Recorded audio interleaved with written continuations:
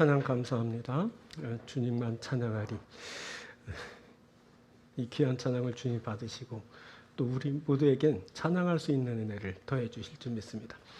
말씀 보겠습니다. 마태복음서 4장 18절부터 22절까지 말씀입니다.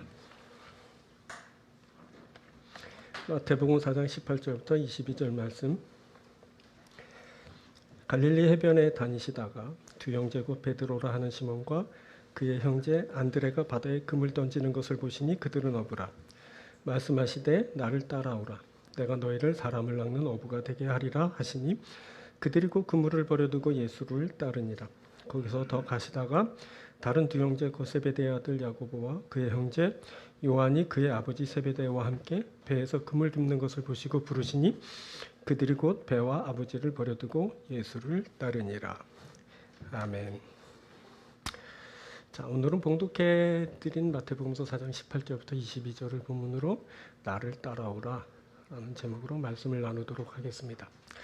본문 19절을 보면 예수님께서 베드로와 안드레에게 나를 따라오라 하고 부르십니다. 또 21절을 보면 야고보와 요한을 부르시고 계십니다. 이에 대해 베드로와 안드레는 그물을 버려두고 예수님을 따랐고 야고보와 요한은 배와 아버지를 버려두고 예수님을 따랐다. 그렇게 기록하고 있습니다. 보니 부르심이 있었고 따르는 일이 있었습니다. 예수께서 부르시고 베드로와 안드레, 야고보와 요한이 부름을 받고 따르게 되었습니다. 자, 오늘은 이것을 함께 나누려고 합니다. 부르고 따르는 것에 대한 말씀입니다. 나를 따라오라 라는 제목으로 주님의 부르심 그리고 우리의 따름에 대한 귀한 말씀 함께 나누도록 하는데 오늘은 세 부분으로 여러분들에게 전합니다. 첫 번째 우리가 먼저 살필 것은 부름의 주체와 객체입니다. 이것은 따르기 위해서 먼저 부름이 선행되어야 하고 그 부름에는 부름의 주체가 있고 그때 부름을 받는 객체가 있게 된다는 것을 말합니다. 먼저 부름의 주체, 부르는 자가 누구인가 하는 것인데 이것을 우리가 주목해야 합니다. 따르는 자는 이 부르는 자에 대해서 반응하고 그와 함께 하게 되기 때문입니다. 다음으로 객체로서의 나의 문제인데 누군가 나를 부를 때 나는 이 부르심을 받은 대상, 즉 객체로서의 반응을 하게 됩니다. 이때 어떻게 반응할 것인가 하는 것이 나의 주요 문제가 됩니다. 그때 예수께서 베드로와 안드레, 야고보와 요한을 부르셨는데 예수께서 베드로와 안드레에게 나를 따라오라 하고 부르셨죠. 말씀하시되 나를 따라오라. 내가 너희를 사람 낚는 어부가 되게 하리라 하시니 했어요. 또 야고보와 요한을 부르셨죠. 거기서 더 가시다가 다른 두 형제 곧 세베대 아들 야고보와 그의 형제 요한이 그의 아버지 세베대와 함께 배에서 금을 깁는 것을 보시고 부르시니. 자, 이때 보니까 4명의 제자들이 부르심을 받았습니다. 베드로, 안드레, 야고보와 요한이 예수께 부르심을 받게 된 겁니다. 이때 예수님의 부르심을 받았을 때 베드로, 안드레는 그물을 버려두고 따랐습니다. 그들이 곧 그물을 버려두고 예수를 따르니라. 또 야고보와 요한은 배와 아버지를 버려두고 예수를 따랐습니다. 그들이 곧 배와 아버지를 버려두고 예수를 따르니라. 그때 베드로, 안드레, 야고보, 요한이 예수의 부르심을 받았을 때 그렇게 반응했습니다. 보니까 부담스러운 전개가 있었습니다. 베드로, 안드레, 야고보, 요한이 다 버려두고 따른 겁니다. 다 버려두다뇨. 다 버려두고 어쩌자는 걸까요? 생업도 포기하고 사업, 재산, 그리고 가족까지 버려두면 어떻게 되는 겁니까? 자, 우리가 이것을 어떻게 이해할까요? 그것은 부르신 이가 바로 예수님이기 때문입니다. 이 부르신 이가 바로 예수님이시다라는 말은 그 부르신 주체로서의 예수님의 가치를 말해줍니다. 그가 그럴 만한 분이십니다. 그가 그렇게 가치 있는 분이시기에 베드로와 안드레, 야고보와 요한은 자신의 모든 것을 다 버려두고 따르게 되었던 겁니다. 자, 마태복음서를 우리가 쭉 보고 있는데 우리가 시작 부분에서 아기 예수께 경배한 동방에서 온 박사들의 이야기를 나눈 바 있습니다. 저들은 아기 예수께 경배하기 위해 자신의 모든 것을 버려두고 먼 길을 찾아왔습니다. 그리고 그들은 자신들이 준비한 가장 소중한 그 보배압을 열어 그 황금 유향 모략을 아기 예수께 드리면서 경배하였습니다. 그것은 경배의 대상인 그 아기 예수께 그만한 가치가 있다고 보았기 때문입니다. 아기 예수는 경배를 받으실 만한 분이십니다. 그래서 동방 박사들이 자신의 소중한 부분을 버려두고 찾아와 자신의 소중한 것을 드리면서 경배한 겁니다. 자, 오늘 나누는 그 부르심에 반응하며 따른 일도 마찬가지입니다. 그럴만하기 때문입니다. 예수 그분이 그럴만한 가치가 있는 분이고 예수를 따르는 것이 그럴 만큼의 가치 있는 일인 겁니다. 이것은 물질로 환산할 수 없을 만큼의 가치입니다. 자, 이렇게 참된 가치를 만나게 되면 다 버려두고 그것을 따르게 됩니다. 마태복음서는 예수님의 천국에 대한 비유의 말씀을 통해서 참된 가치를 만난 사람들의 반응을 이렇게 말해줍니다. 마태복음서 13장 44절입니다. 천국은 마치 밭에 감춘 보화와 같으니 사람이 이를 발견하며 숨겨두고 기뻐하며 돌아가서 자기의 소유를 다 팔아 그 밭을 사느니라. 자, 또 45절부터 본다. 또 천국은 마치 좋은 진주를 구하는 장사와 같으니 극히 갇힌 진주 하나를 발견하며 가서 자기의 소유를 다 팔아 그 진주를 사느니라. 자, 밭에 감춘 보화를 발견한 사람은 그것을 숨겨두고 자신의 소유를 다 팔아서 그 밭을 사버렸습니다. 값진 진주를 발견한 그 진주 장사는 자신의 소유를 다 팔아서 그것을 샀습니다. 이들은 모두 자신의 모든 것을 다 팔아서 그것을 소유하는데 그것이 그 무엇보다 값진 것이기 때문입니다. 그런 겁니다. 참된 가치를 발견하면 이렇게 자신의 모든 것을 다 처분하고 버려두고 포기하면서 그것을 추구하게 됩니다. 이것이 가치인 겁니다. 이것이 바로 가치를 만난 자의 모습입니다. 예수님은 천국이 이런 것이다 라고 말씀하여 주셨습니다. 천국이 자신의 모든 소유를 다 팔아서 살 만큼 값진 것이라는 그런 말씀입니다. 그때 베드로와 안드레, 야고보와 요한이 예수님의 부르심을 받았을 때 바로 이 가치를 발견하였습니다. 그래서 저들은 자신의 모든 것을 다 버려두고 그렇게 따르게 된 겁니다. 이렇게 나를 부르신 이가 누구인지를 아는 것, 그리고 그가 얼마나 소중한 분이신지를 아는 것, 이것이 무엇보다 중요합니다. 이것을 알지 못하면 엉뚱한 부름을 받게 됩니다. 이것을 알지 못하면 엉뚱한 일에 충성하게 됩니다. 결국 이것을 알지 못해서 천국을 얻지 못하게 됩니다. 그래서 이 부름의 주체를 아는 것, 또 부름의 객체로서 어떻게 반응해야 할지를 아는 것, 이것이 너무나도 소중한 일인 겁니다. 자, 보십시오. 마귀도 자신의 사람들을 부릅니다. 자, 마태복음 4장 8절부터 이렇게 말합니다. 마귀가 또 그를 데리고 지극히 높은 산으로 가서 천하만국과 그 영광을 보여 이르되 만일 내게 엎드려 경배하면 이 모든 것을 네게 주리라. 자, 예수님을 시험하며 한 그 마귀의 말인데 이렇게 마귀는 부름의 주체가 됩니다. 그리고 천하만국과 그 영광을 보여주며 자신을 경배하고 추종하는 그 대상을 이제 부르게 되는 겁니다. 이때 천하만국과 그 영광에 미혹되어 그를 경배하며 따르게 되면 마귀의 사람이 되는 겁니다. 마귀를 섬기게 되고 마귀를 위해 충성하게 되는 겁니다. 자, 이렇게 마귀의 부름을 입고 마귀의 사람이 되어서 그렇게 충성한 사람들이 있습니다. 이들은 천하만국과 그 영광에 미혹되지만 절대 그것을 얻지 못하고 또 하나님이 주신 천국도 누리지 못하게 되는 겁니다. 자, 이렇게 어떤 한 사람이 누구의 부름을 받았느냐 하는 것, 그것이 중요한데 이것은 그의 마음에 무엇이 담겨 있는지를 통해서 알 수 있게 됩니다. 또 그가 결정적인 순간에 누구의 이름을 부르는지를 보면 알게 됩니다. 또 지금 이 순간에 누구를 위하고 있는지를 보면 알게 됩니다. 자, 중국에서 지금 동계올림픽이 한창입니다.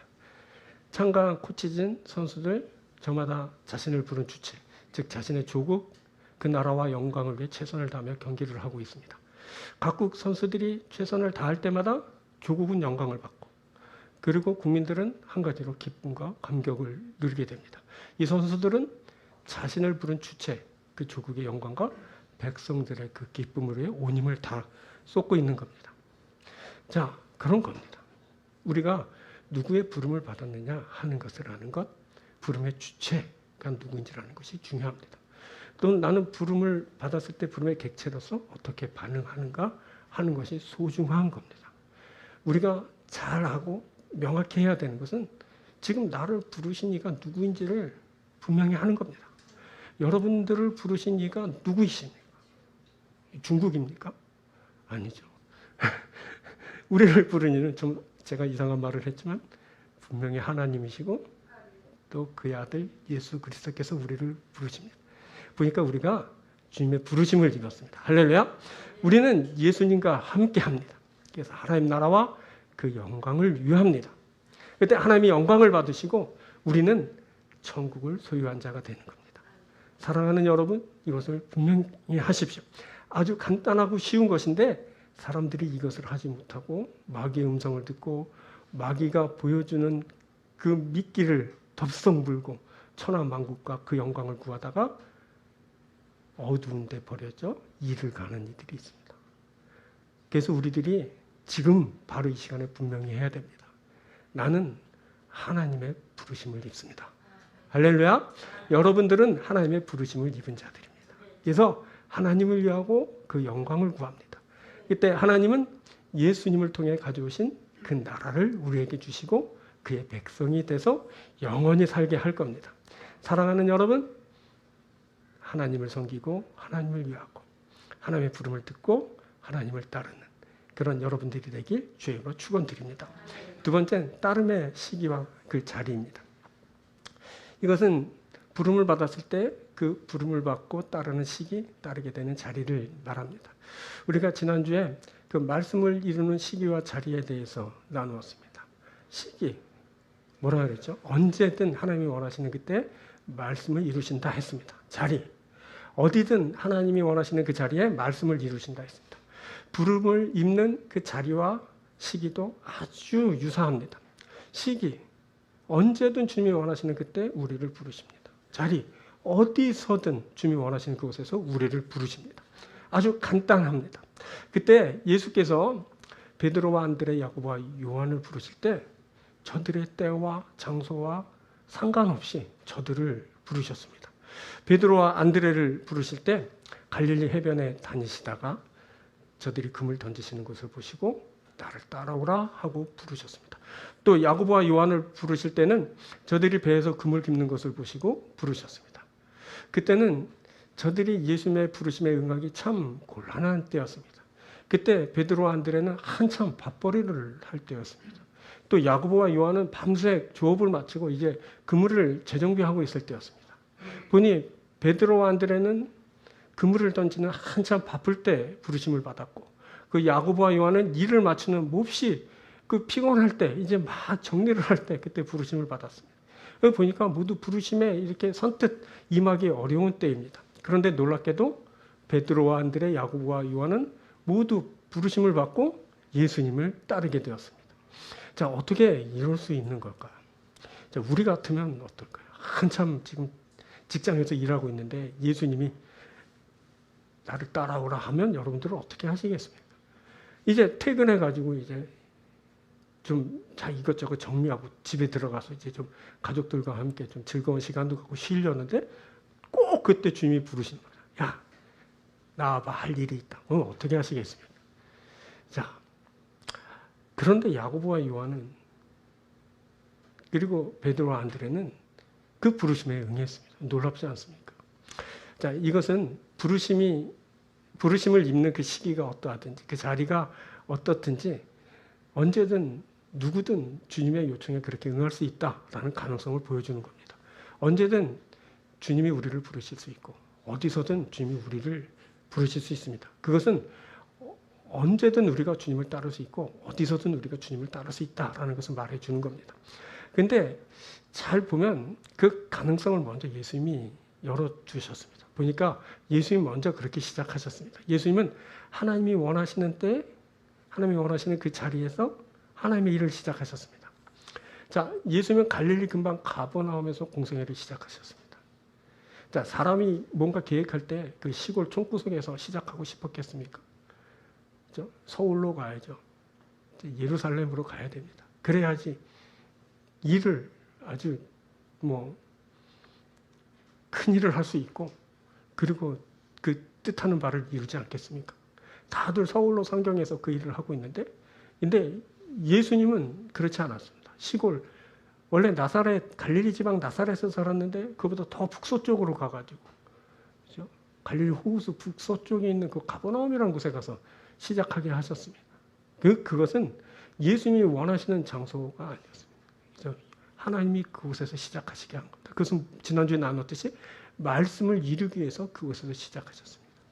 자, 그리고 또 예수님은 세례자 요한이 잡혔다는 소식을 듣고 뒤로 물러나신 그때 일을 시작하셨습니다.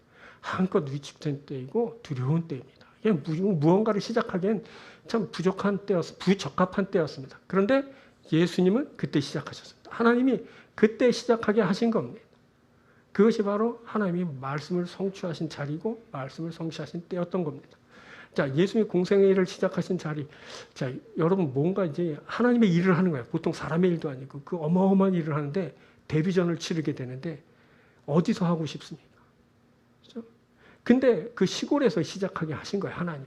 얼마나 이상한 일이 지금 벌어지고 있습니까? 근데 그것은 우리가 나눴죠. 말씀을 이루는 그런 일이었어요.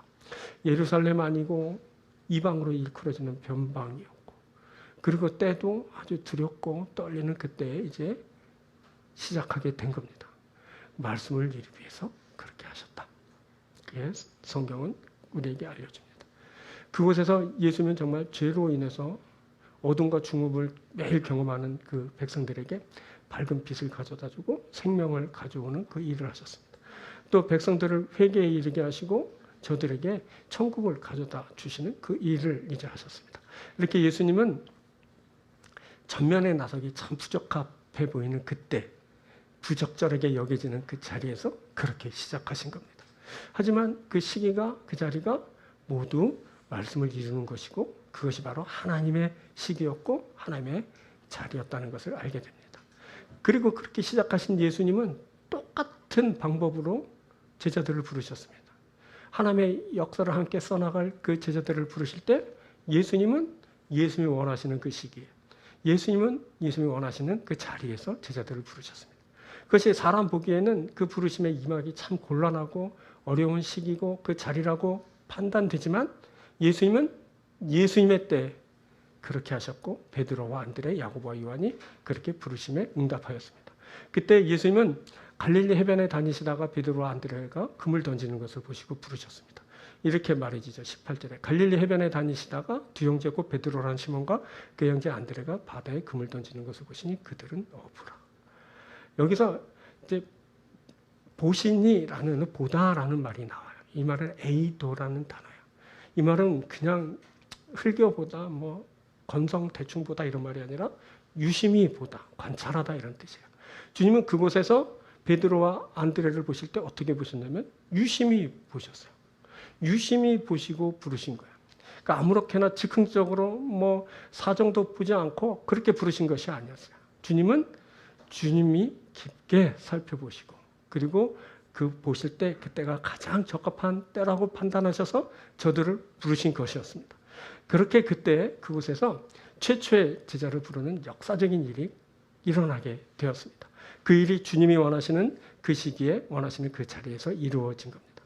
주님은 베드로와 안드레에게 나를 따라오라 내가 너희를 사람 낚는 어부가 되게 하리라 하시며 물고기 낚는 그 어부가 아니라 사람을 낚는 어부가 되게 하여 주셨습니다. 자, 역사가 그렇게 써진 겁니다. 주님의 역사는 원래 그렇게 써집니다.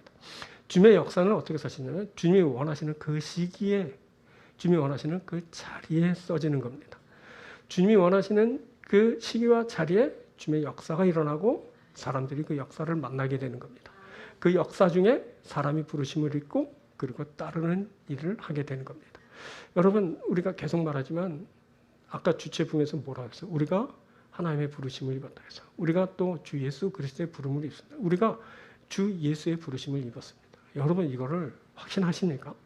우리가 주 예수의 부르심을 입었습니다. 우리가 주 예수님의 역사를 이루는 사람이 이제 될 겁니다. 근데 여러분들을 부르신 그 부름의 그 시기를 한번 잘 보십시오. 여러분들이 가장 적합하다고 한때 그때 부르셨나요? 여러분들이 주님 이 자리가 좋겠어요. 그리고 따로 마련된 그 자리 딱 마련해놓고 주님 오시면 돼. 지금이에요 할 때 그때 여러분을 부르셔. 아니거든요. 우리랑 상관없이 주님은 우리를 부르셨어요. 그러니까 한참 바쁘게 일하는데 주님이 부르실 때도 있어요. 그리고 참 곤란한데 주님이 부르실 때도 있거든요. 그것은 뭐냐면 바로 주님의 일이고 그리고 주님의 방법이기 때문에 그래요. 그리고 그때가 우리가 보기에는 적합지 않은 때고 적합지 않은 장소라 판단되어도 주님이 보시기엔 그렇지 않은 거야. 주님이 보시기엔 그때가 가장 적합한 시기고 적합한 자리인 거야. 그래서 주님이 그 시기에 그때 우리를 부르시는 겁니다. 앞으로 우리들은 그래서 언제든 주님을 만날 준비해야 됩니다. 어디서든 주님이 우리를 부르실 수 있다는 것을 기억하고 있어야 됩니다. 주님이 원하시는 그 시기에 주님이 원하시는 그 자리에 주님은 또 우리를 찾아오실 겁니다. 우리를 부르실 겁니다. 야, 함께 하자. 함께 가자. 하나님 나라야. 우리 함께 일하자. 함께 영광되자. 우리를 기다리는 자들이 있다. 내가 너를 제자로 부를게. 내 제자가 돼서 함께 한번 해보자 하면서 함께 하나님이 사역하자고 우리를 부르실 겁니다. 그때 여러분 우리가 베드로와 안드레처럼 열심히 직장에서 일할 수 있습니다. 또 야고보와 요한처럼 이제 다 일하고 들어와 이제 좀 샤워하고 좀 쉬려고 할 때 그때일 수도 있습니다. 하지만 그 어느 때이든지 주님이 부르시면 주님 제가 여기 있습니다 하고 응답하는 여러분들 되길 바랍니다. 또 그 어떤 자리이든 주님 제가 여기 있습니다. 우리 함께 하시죠? 영광입니다 하고 주님의 손잡고 주님과 함께 주의 영광을 구하는 귀한 사람들 되길 축복합니다. 세 번째, 따름의 조건과 목적입니다. 여기서 조건은 기본 조건을 말합니다. 항상 기본이라는 것은 그런 겁니다. 이것을 갖추지 못하면 그 다음이 없습니다. 이 기본 조건을 갖추면 목적을 이룰 수 없거나 어렵게 된다는 것을 말하는 겁니다. 그래서 그 무엇보다 사람은 기본을 갖춰야 됩니다. 바로 이 따르는 일에도 기본을 갖추는 일이 아주 중요합니다. 다른 그럴듯한 그런 조건들을 아무리 많이 갖추어도 이 기본을 갖추지 못하면 따르면 실패할 수 있습니다. 이 기본을 갖추지 못하면 다른 그런 많은 조건을 갖추어 놓았더라도 그것은 그냥 걸림돌만 될 뿐입니다. 자, 그리고 따르는 것에 목적이 있습니다. 그것은 부르신 이의 목적이 있기 때문에 그렇습니다. 그래서 부름의 목적과 일치하는 겁니다. 부름의 목적이 있고 따르는 이가 그것을 이제 공유하게 되는 겁니다. 그리고 이 목적은 앞에서 말한 기본 조건을 갖추었을 때 이루게 됩니다. 그것은 따름의 조건이고 그래서 그 조건을 갖추면서 목적을 이루게 됩니다. 그렇다면 자, 본문에서 말하는 따름의 그 기본 조건은 무엇일까요? 그것은 버려두기입니다. 버려두기. 보십시오. 부르심을 입은 베드로와 안드레, 야고보와 요한은 모두 공통적으로 예수님을 따르기 전에 버려두고 있습니다. 베드로와 안드레는 자신의 생계의 수단인 그물을 버려두고 예수님을 따랐습니다. 그들이 곧 그물을 버려두고 예수를 따라요. 야고보와 요한은 자신의 소중한 재산인 배와 그리고 절대 버리면 안 되고 버릴 수 없다고 여기지는 아버지까지 버려두고 따랐습니다. 그들이 곧 배와 아버지를 버려두고 예수를 따르니라. 여기서 버려두고라는 말이 참 부담스럽게 들립니다. 저들의 행위가 너무 극단적인 것처럼 보입니다. 하지만 우리가 유심히 잘 보면 굳이 신앙과 연결시키지 않더라도 세상에 일어난 모든 일들이 바로 이 버리고 따라야 그 목적을 이룰 수 있다라는 것을 이제 말해 줍니다. 이것이 곧 진리다라는 것은 우리가 세상을 보면서 알게 되는 겁니다. 여러분 이제 대통령 선거가 얼마 남지 않았습니다. 대통령이 되려면 어떻게 해야 될까요? 대통령이 되는 기본 조건이 뭘까요? 그건 버리는 겁니다. 버려둬야 됩니다. 자기를 버려야 됩니다. 사사로운 자기와 관련된 일을 다 버려둬야 됩니다. 포기해야 됩니다. 그래야 대통령이 되는 겁니다. 그리고 대통령이 된 후에도 나라와 백성을 위해 사사로운 개인적인 모든 것을 다 내려놔야 됩니다. 만일 이 사사로운 것을 챙기게 되면 감옥 갑니다. 우리나라 대통령님들의 그 역사를 봐서 알지 않습니까? 뭐 이것에 대해서 뭐 여러 가지 뭐 의견이 있고 주장이 있을 수 있지만 다 뭐냐면 그 올무로 딱 걸린 게 뭐냐면 자기 챙겼다는 겁니다. 자기 챙겨서 그래서 그게 부정이라는 겁니다. 그러면 안 된다는 겁니다. 세상 사람들의 그 기준도 그렇습니다. 뭔가 큰 일을 하고 의미 있는 일을 하려면 버려둬야 된다는 겁니다. 자기를 희생하지 않으면 절대 깜이 안 된다는 겁니다. 될 수 없다고 하는 겁니다. 그리고 다 마친 후에는 결산할 때 그것부터 챙깁니다. 그것부터 이제 평가하는 겁니다. 자기를 챙겼나 안 챙겼나. 그렇게 되는 겁니다. 억울할 수 있겠죠. 그런데 대통령은 그러면 안 된다는 겁니다. 세상 사람들은 참 자기는 그 수준 미달로 살면서도 대통령 그분은 그러면 안 된다고 그렇게 생각하는 겁니다. 네, 그래야 되는 거죠. 군대 가는 것도 마찬가지입니다. 여러분 군대 갈 때 그 애완견 너무 사랑스럽다고 이렇게 애완견 데리고 가는 군인 봤습니까? 입대할 때. 엄마랑 떨어질 수 없다고 엄마 나 같이 군대 가자고 해서 밥 좀 해줘. 그렇게 엄마 데려가는 사람 봤습니까? 혹시 결혼한 사람, 사랑하는 아내 데리고 가거나 뭐 자녀 데리고 간 사람, 넌 그런 사람 못 봤습니다. 군대 갈 때 다 놓고 가야 됩니다.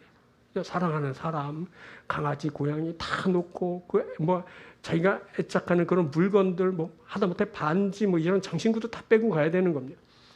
그래야 나라와 백성을 지킬 수 있는 겁니다. 그때는 버려두고 따르는 겁니다. 그래야만 군인이고 그 군인의 직무를 감당할 수 있는 거예요. 여러분 뭐든지 답은 같습니다. 무언가를 위하거나 얻으려면 자기를 다 내려놓아야 됩니다. 그런데 사람 중에는 참 어이없는 것에 자기를 내려놓기도 합니다. 자, 과거 이스라엘 백성들은 자기 배를 위해 파라오에게 모든 것을 다 바쳐야 했습니다. 이스라엘 백성들은 무려 400여 년간을 고역으로 희생하면서 멀건 고깃국을 얻어먹었습니다. 이때는 의미 있는 일이 하나도 일어나지 않았습니다. 성경을 읽어보십시오. 저들이 노예로 살 때, 애굽의 그 파라오의 노예로 있을 때 저들이 뭐 의미 있고 가치 있는 일을 했습니까? 저들은 뭘 했냐? 벽돌 굽고 그 파라오 궁 짓는 일에, 도시 건설하는 일에 그 노역으로 그렇게 죽도록 고생했어요. 그 대가로 뭘 얻었냐면 고깃국 얻어먹습니다. 고기나 뭐 몇 점이나 있었겠습니까? 그 옛날에. 그거 그들이 그냥 배 채우느라 죽도록 그냥 파라오를 위한 일만 하고 그렇게 섬겼던 겁니다. 오늘날도 마찬가지입니다. 자기 배를 섬기는 자들 감도 쓸개도 다 빼줘야 됩니다. 그래야 멀건 고깃국 얻어먹습니다. 그냥 이건 이치입니다. 무한과 얻기 위해서 다 내놔야 되는 겁니다. 이 사회생활 참 더럽다 그러잖아요. 더럽고 내가 그냥 벨 꼴려서 그래도 또 해야 되잖아요. 먹고 살기 위해서 하는 거예요. 생계를 위해서 그렇게 하는 거죠. 자, 그렇습니다. 많은 사람들이 이렇게 세상에 별 볼 일 없는 것을 얻기 위해서 그렇게 자기를 포기하고 희생하고 있습니다. 그러면서도 얻고 싶은 거 제대로 얻지 못하고 가지지 못하고 그냥 세상의 노예가 돼서 그렇게 허덕이며 살아갑니다. 그러면서도 이렇게 이런 일들을 밥 먹듯이 하면서도 이 사실을 부정하고 그 외면하면서 나는 하나도 포기하지 않았는데 난 하나도 버려둔 것이 없는데 이렇게 주장하는 사람들도 있습니다. 자, 이 사람들은 그 예수님을 따르는 일에 이렇게 말합니다. 야, 예수가 다 버리고 따르란다. 뭐 그런 날강도가 다 있냐? 뭐 이렇게 말하는 겁니다. 이건 오해입니다. 자, 보십시오. 예수님은 베드로, 안드레, 야고보, 요한에게 버려두고 따르라고 하신 적이 없습니다. 그냥 나를 따르라 했을 뿐입니다. 그때 버리고 따른 것은 베드로와 야고보, 안드레, 요한입니다. 저들이 그냥 알아서 그렇게 버리고 따른 겁니다. 그리고 내가 버린다고 그분이 챙기는 거 하나도 없습니다. 여러분, 베드로가 금을 버렸는데 예수님이 그 금을 챙겼나요? 그죠? 야고보와 요한이 배를 버렸는데 그게 예수님 소유로 등록됐나요? 아니거든요. 예수님은 그때 챙긴 거 하나도 없어요. 예수님은요, 머리 둘 것도 없다고 그러셨어요. 집도 한 칸 무주택자였거든요. 근데 예수님을 따를 때 희한한 것은 진짜 사람들이 다 버려두고 따랐어요. 버린다고 예수님이 득보는 거 하나도 없어요. 사람들이 오해하면 안 돼요. 야, 버리고 따르랜다. 날강도다. 이거 아니거든요. 자, 그때 베드로, 야고보, 안드레, 요한이 버리고 따르는 것은 그것이 바로 따름의 조건이기 때문입니다. 저들이 그것을 알아챘습니다. 버리지 않으면 따를 수 없다는 것을 알게 된 겁니다. 버려야 하지만 온전히 주님을 따를 수 있다고 그렇게 생각했습니다. 그래서 그들은 다 버리고 따른 겁니다. 그 부르심에 응하고 온전히 예수님을 따르려면 절대적으로 그것이 필요했던 겁니다. 이게 바로 기본 조건입니다. 왜 우리가 예수님을 따르지 못하는지 아십니까? 버려두는 일이 없어요. 아직도 챙기는 일이 너무 많고 아직도 채워야 할 것이 너무 많고 아직도 이루어야 될 것이 너무나 많습니다. 그렇기 때문에 제자로서의 삶을 감당하지 못하는 부분들이 생기게 되는 겁니다. 자, 이것이 너무 중요해서 마태복음서는 처음 제자를 부를 때 이것부터 기록하였습니다. 너무너무 중요한 일입니다. 이것이 따름의 기본이야 라고 우리에게 말해주는 겁니다. 이 기본을 갖추어야지만 따를 수 있고 따르는 목적을 이룰 수 있다 이렇게 말해주는 겁니다. 여러분, 무언가를 중요한 것을 따를 때 이루려고 할 때는 이 조건이 반드시 선행돼야 됩니다. 여러분들이 평소에 꿈꾸었던 그 여러분 인생 목적이 있지 않습니까? 그것을 이루려면 어떻게 해야 될 것 같습니까? 사사로운 거 다 정리해야 됩니다. 오직 그것에 집중해야 되고 그것을 위해 매진해야 됩니다. 그래도 이룰까 말까인 겁니다. 그런데 뭐 기웃거리고 이것도 하고 저것도 하고 뭐도 안 되는 겁니다. 그런 겁니다. 이치가 그렇고 원리가 그렇습니다. 자, 그래서 마태복음서는 베드로, 안드레, 야고보, 요한 이 네 명의 제자가 예수님께 부르심을 읽고 따를 때 공통적으로 모두 자신의 소중한 것을 버려두고 예수님을 따랐다. 이렇게 강조하여 기록하게 된 것입니다. 자, 우리가 마태복음을 보는데 19장을 보면 한 부자 청년이 나옵니다. 이 청년은 예수님께 나와 내가 무슨 선한 일을 해야 영생을 얻으리까? 라고 물어왔고 예수님은 이 청년에게 내 소유를 팔아 가난한 자들에게 주라. 그리고 와서 나를 따르라. 라고 말씀해 주셨습니다. 그런데 이 말을 들은 청년은 근심하며 돌아가고 말았습니다. 주님의 부르심에 응하지 못한 겁니다. 이 청년은 주님을 따르지 못했습니다. 그 청년이 재물이 많음으로 그 이유를 마태복음서는 그렇게 말합니다. 그때 이 청년은 예수님께 부르심은 받았지만 따르지 못했습니다. 그냥 돌아가고 말았죠. 그것은 그가 많이 가졌기 때문에 그렇습니다. 많이 가졌는데 그 많이 가진 것을 버려두지 못했기 때문에 그렇습니다. 그 많이 가진 것 좋은 조건이 될 수도 있었습니다. 하지만 그 좋은 조건을 갖추고도 이 사람은 주님을 따르지 못했습니다. 오히려 그 소유가 주님을 따르는 일에 걸림돌이 되고 말았습니다. 아까 서두에도 말씀드렸듯이 아무리 많은 조건을 갖추어도 버려두는 일이 없으면 그거 다 주님 따르는 일에 걸림돌이 된다고 말씀드렸는데 이 청년이 꼭 그렇게 된 겁니다. 이 청년은 버리지 못해 따르지 못한 사람으로 성경에 기록되고 말았습니다. 그런 겁니다. 여러분, 부름에 성공적으로 따르기 위해서 자신의 것을 버려두는 것이 반드시 선행되어야 됩니다. 자, 또 올림픽 얘기입니다. 선수들 자신들의 모든 것을 다 버려두고 경기하고 있습니다. 중국에서 막 이상한 판정이 나왔죠, 지난주에. 그래서 얼마나 속상했는지. 저는 보다가 중국 놈들 그냥 TV를 꺼버리고 말았는데.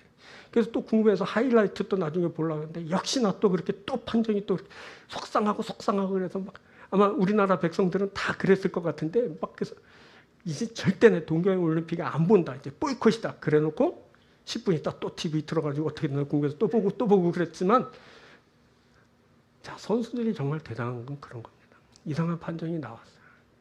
그냥 있는 성질 같아서는 그냥 박차고 오고 싶고 우리나라에서도 그 경기 포기하고 올라 그랬다고 그런 보도도 나왔지 않습니까?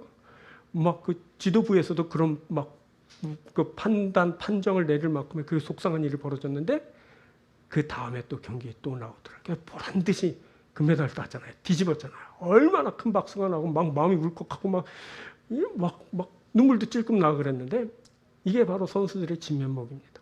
그죠? 좀 억울해도 힘들어도 여러 가지 뭐 이상한 일이 벌어져도 굴하지 않고 최선을 다해서 조국을 위해 백성들을 위해 그 자신의 그 또 개인적인 영달을 위해서라도 그렇게 최선을 다하는 게 선수들의 진면목입니다. 이때 선수들은 개인적인 사사로운 생각 다 버려야 됩니다. 의견, 주장, 중심에 있는 것까지 다 버려야 돼요. 아무리 이게 옳다 그래도 다 옆으로 밀어놔야 됩니다. 그리고 그 밖의 것들은 뭐 말할 것도 없습니다. 자, 선수들은 이렇게 이미 올림픽에 이제 참여하기로 한 그 순간부터 이것부터 아마 그들은 결정했을 겁니다. 개인적인 거 다 포기해. 아예 그냥 들어가서 합숙하면서 그렇게 하지 않습니까? 근데 막 선수들이 개인적인 거 막 다 챙기려고 아까 군인 얘기했지만 이 선수들도 마찬가지예요. 그 선수촌 들어가면서 나는 엄마랑 못 떨어져 그래서 엄마 데리고 들어가는 선수 봤습니까? 없거든요. 뭐 강아지 물론 다 똑같아요. 다 그런 겁니다. 너무 극단적인 예를 들어서 그렇지만 이게 너무나 소중하고 가치 있는 일을 하는 사람들의 예를 들다 보니까 그렇게 된 겁니다.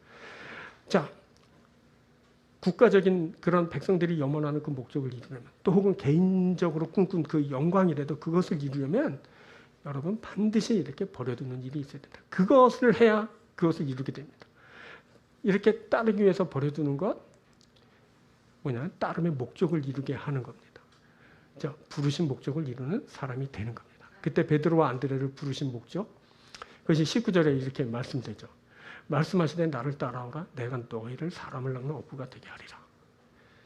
이제 저들은 생선을 낚는 어부가 아닙니다. 이제 사람 낚는 어부입니다. 이제 제자로서 부르심을 입은 베드로, 안드레, 야고보, 요한은 이제 사람을 얻을 겁니다.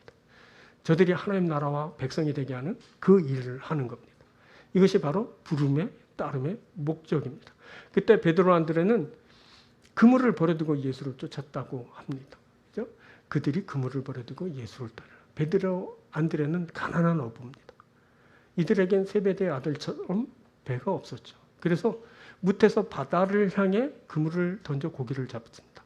시몬과 그 형제 베드로가 바다에 그물을 던지는 것을 보시니 바다에라는 말은 이 말은 에이스라는 말이에요. 헬라어로 이거는 영어로 하면 into the lake 그러니까 바다를 향해서 호수를 향해서 뭔가를 향해서라는 말입니다. 그러니까 바다에 던졌다는 건 바다를 향해 그물 그러니까 그 모습을 한번 상상해 보십시오. 바다에 들어가지도 못했을 거고 이제 마가복음서를 보면 이제 허리춤 오는 곳에서 이제 그물을 던지는 거예요. 우리나라에서 투망 던지는 비슷한 그 모습이 이제 상상되지 않습니까? 가난한 어부였죠. 그래서 이들은 생각하기에 많은 사람들이 상대적으로 버리고 따르기가 쉬웠을 거다 이렇게 주장하기도 합니다. 근데 또 그렇지 않을 수도 있습니다. 생각해 보니까 가난한 입장에서 그들은 생각을 안 해본 거야. 가난한 입장에선 그물이 전부인 거예요. 그게 생계 수단이고 생계 도구예요. 그물 버리면 못 먹고 사는 거예요. 바드메오가 깡통 들고 예수님 다윗의 자손 예수님 하고 그럴 때 바드메오가 그때 뭘 버리고 예수님을 쫓았냐면 깡통을 버리고 깡통이 아니죠, 그렇죠? 옷을 벗어버리고 막 이러면서 예수님을 쫓았다 그랬어요. 그건 자신의 모든 것을 버려두고 따른 거야. 그지한테 옷은 자기의 전 재산인 거야. 근데 그걸 벗어두고 겉옷을 벗어두고 막 예수님을 막 너무 좋아서 따라 똑같은 거죠. 자기의 전부를 버린 거야, 사실은 이것은. 자, 그리고 세베대 아들 야고보와 요한은 부자였어요. 이 사람들은 배를 버려두고 예수님을 따랐어요. 그들이 곧 배와 아버지를 버려두고 예수를 따라요.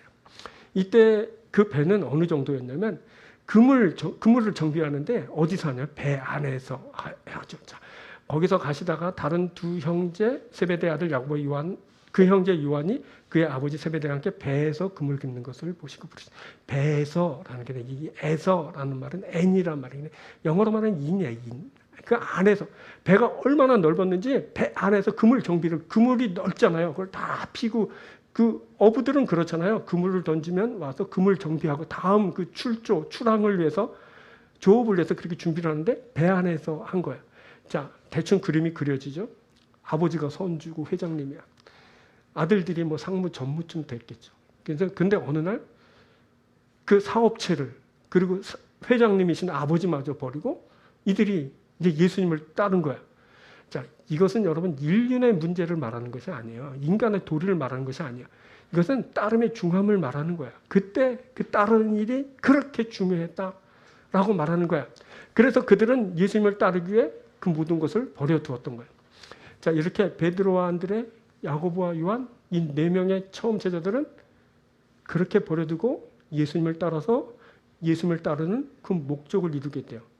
모두 예수님을 따르는 그 일에 성공하죠. 그리고 이들은 예수의 말씀처럼 후에 사람을 낚는 어부가 됩니다. 물론 그 과정은 몹시 어려웠을 것이지만 그리고 그들에 대한 평가도 뭐 이렇게 저렇게 엇갈리기도 하지만 분명한 것이 하나 있어요. 그것은 뭐냐면 마침내 그들은 비린내 나는 그 고기를 낚다가 사람을 낚는 어부가 되었다라는 것이에요. 목적을 이룬 것이죠. 자, 이 처음 그 제자들을 부르시는 이 이야기를 읽을 때, 이 말씀을 읽을 때 저들이 모든 것을 버려두고 따르는 이 장면에서 말씀은 우리에게 물어오는 겁니다. 부르심을 입었습니까? 우리에게 물어보는 거예요. 오늘 이 말씀을 전하고 나눌 때 여러분들에게 묻는 거예요. 주님이 당신은 부르심을 입었습니까? 그렇다면 당신은 무엇을 버려두고 예수를 따르고 있습니까? 여기에 대해 우리가 말씀을 들으면서 답해야 되는 거예요. 자, 어떻게 할까요? 우리가 따르기 위한 그 기본 조건을 다시 한번 점검하면 돼요. 그리고 그것을 다시 갖추면 되죠. 그렇게 되면 점검하고 다시 갖추게 된다면 주님의 부르심에 성공적으로 임하게 될 겁니다. 그리고 그 따름의 목적, 그것을 이루게 될 것입니다. 여러분, 계속 말합니다. 우리가 주님께 부르심을 입었습니다. 우리는 주님께 부르심을 입은 자들입니다. 그래서 우리가 지금 주님을 따르고 있습니다. 우리는 주님과 함께 길 가는 자들입니다. 우리가 주님과 함께 주님이 원하시는 그곳에 이르게 될 겁니다. 주님의 목적이 이루어지는데 그것은 또한 우리의 목적이기도 합니다. 그것은 바로 천국을 얻는 겁니다. 그 나라와 영광을 얻게 될 겁니다. 마귀는 오늘날도 천하만국과 그 영광을 흔들어대면서 자신에게 와서 경배하라고 그것을 주겠다고 유혹하지만 아닙니다. 우리는 천하만국과 영광을 구하는 것이 목적이 아니라 하나님 나라와 그 영광을 구하는 것이 목적입니다. 그래서 우리는 마귀를 예수의 이름으로 물리칩니다. 그리고 우리는 예수님만 따릅니다. 예수님을 따를 때 우리에게 오늘 말씀으로 주어진 그런 사사로운 것들 다 버려두고 예수님을 따르고 오직 그 목적을 향해 나아가서 그리고 예수님이 부르신 목적, 우리 따름의 목적을 이루고 하나님 앞에 그 나라와 그 영광이 되고 하나님 앞에 큰 기쁨이 될 줄 믿습니다. 사랑하는 여러분, 우리는 주님을 따르는 사람들, 온전히 그 목적을 이루는 여러분들이 되길 축복합니다. 자, 말씀을 정리하겠습니다. 부름의 주체와 객체. 오늘 말씀은 비교적 쉽죠? 누가 우리를 불렀는지를 분명히 하는 겁니다. 여러분을 부른 이가 누굽니까? 객체. 나는 객체인데 부름을 받은 대상인데 어떻게 반응하고 있는가 하는 것을 정리하는 겁니다. 오늘은 가서 쉬우니까 한번 이렇게 어떤 종이를 펼쳐서 그걸 한번 써보십시오. 그걸 분명히 하십시오. 아멘 하는 것보다 한 번 쓰면 더 정확하거든요. 나를 부르신 이는 하나님이십니다. 혹은 예수님이십니다. 나는 예수님의 부르심에 이렇게 반응합니다. 해볼 수 있죠. 또 따름의 시기와 자리. 나는 어느 때이고 어느 자리에선 주님의 부르심을 입습니다. 나는 거기서 응답할 수 있습니다. 이렇게 정리하는 거예요. 또 따름의 조건, 목적인데 그건 뭐야? 버려두기라 그랬잖아요. 나는 주님의 영광과 그 나라를 위해서 나는 사사로운 것을 버릴 수 있습니다. 정리할 수 있습니다. 그래서 하나님이 나를 부르신 그 부름의 목적, 즉 내가 따르는 그 따름의 목적을 이루게 될 겁니다. 나는 하나님 나라와 그 영광이 될 겁니다. 이렇게 정리하십시오. 그래서 이 간단한 것을 딱 해놓으면 그 다음 날부터 우리 눈빛이 달라지고 우리 발걸음이 달라지고 우리 말투가 달라지고 모든 것이 선명해지고 깔끔해지고 시원해지고 이렇게 될 겁니다. 사랑하는 여러분, 주님을 따르시는 여러분들 되길 주님으로 축원드립니다. 기도하겠습니다.